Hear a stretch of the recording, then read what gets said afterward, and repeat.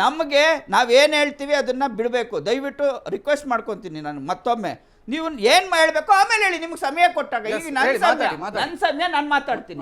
ನೋಡಿ, ಇವ್ರಿಗೆ ಯಾವುದೇ ರೀತಿಯಾದಂಥ ಭಾಷಣಗಳು ಮಾತಾಡುವಾಗ ಇವು ಎಲ್ಲ ಕಡೆ ಹಿಂದೂ ಪರಿಷತ್ ಆಗಿರ್ಬೋದು, ಇವರು ಕಲ್ಲಡ್ಕ ಪ್ರಭಾಕರ್ ಆಗಿರ್ಬೋದು, ಬಜರಂಗ ದಳದವರಾಗಿರ್ಬೋದು, ಎಲ್ಲ ಕೂಡ ಭಾಷಣಗಳನ್ನ ನೀವು ತೆಗೆದು ಬೇಕಾದ್ರೆ ಎಲ್ಲ ಕಡೆಯಿಂದ ನೋಡ್ಕೊಂಬಂದ್ಬಿಡಿ.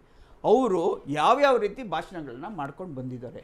ಇವತ್ತು ಒಂದು ಚಿಕ್ಕ ಮಕ್ಳಿಗೆ ಹೋಗಿ ಅವರು ಒಂದು ವಿಷ ಬೀಜವನ್ನು ಬಿತ್ತಬೇಕು ಅಂದರೆ ಸರಿನಾ? ಬಿತ್ಬೋದಾ?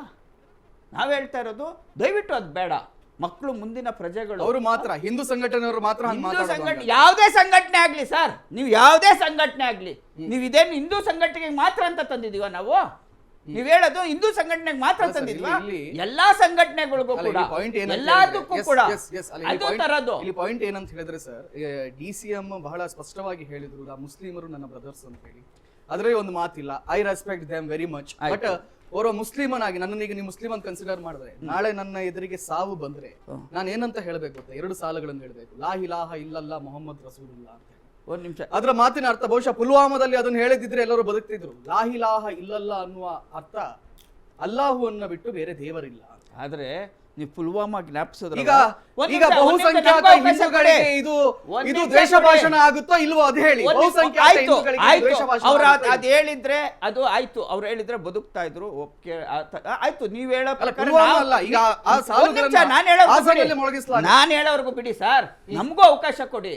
ನೀವು ಪುಲ್ವಾಮಾದ ಎತ್ತಿದ್ರಲ್ಲ, ನಾವು ಪುಲ್ವಾಮಾದೇ ಹೇಳ್ತಿದ್ವಿ.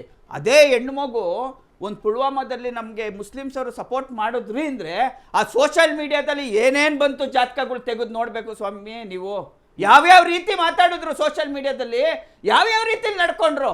ಮುಸ್ಲಿಮ್ಸ್ ಅವರು ನಮಗೆ ಸಹಾಯ ಮಾಡಿದ್ರು, ಉಗ್ರಗಾಮಿಗಳು ಬಂದು ನಮ್ಗೆ ಶೂಟು ಮಾಡಿದ್ರು. ಅದೇ ಮುಸ್ಲಿಮ್ಸ್ ಅವರು ನಮಗೂ ಬಂದು ಸಹಾಯನೂ ಮಾಡಿದ್ರು. ನನ್ನ ಮಗುನ್ ತಗೊಂಡ್ಬಂದು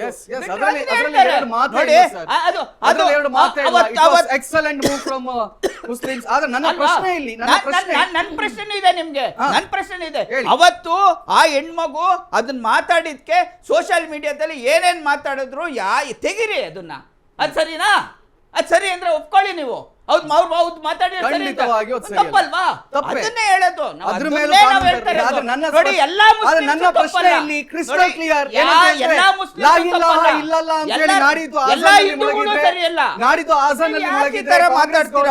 ಏನಂತ ಟ್ರೀಟ್ ಮಾಡುತ್ತೆ ಅದನ್ನ ಒಪ್ಪಂಗಿದ್ರೆ ನೀವು ಹೇಳಿ.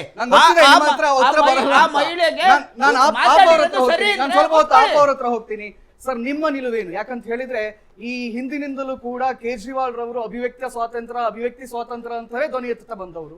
ಈ ಬಾರಿ ಅಭಿವ್ಯಕ್ತಿ ಸ್ವಾತಂತ್ರ್ಯದ ಪ್ರಶ್ನೆಯೂ ಬಂದಿದೆ, ಅಥವಾ ಯಾರ್ಯಾರು ವಿರೋಧ ಪಕ್ಷಗಳು ಮಾತಾಡಬೇಕಾ ಅಥವಾ ಮಾಧ್ಯಮಗಳು ಮಾತಾಡಬೇಕಾ, ಎಲ್ಲ ಪ್ರಶ್ನೆಗಳು ಹುಟ್ಕೊಂಡಿದೆ.